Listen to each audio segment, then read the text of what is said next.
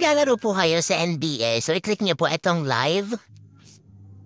For example, magbe-bet kayo sa basketball. Pero marami pong ano dito marami po kayong pwedeng laruin dito sa sports betting. So, meron pong basketball, Counter-Strike, Dota, tennis, volleyball, and so on. And explore nyo na lang din po.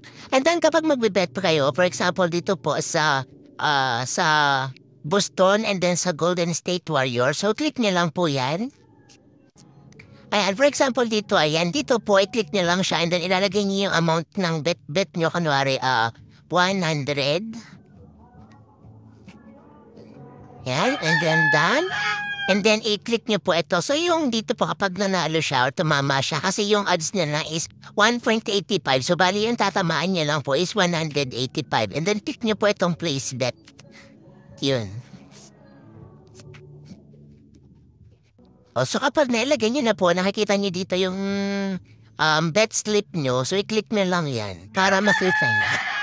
Yan, pwede nyo siyang i-cancel kung gusto nyo. Or kapag gusto nyo i-diretso, i-click nyo na itong place bet. Pag multiple naman po, ayan, kanare bet kayo doon, tapos magbe-bet din kayo dito. Tapos, bet din kayo dito. Sample lang po to guys Ito pa yung tinatawag na multiple betting kapag marami yung tatayan nyo tapos mamalat yan. Lahat as in lahat wala pong talo. Malaki po yung yung mapupunta sa inyo.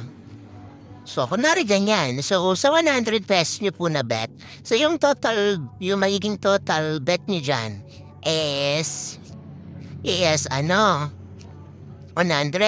Tapos, yung ads po ng mga napili nyo, isang magiging total po is 566.269.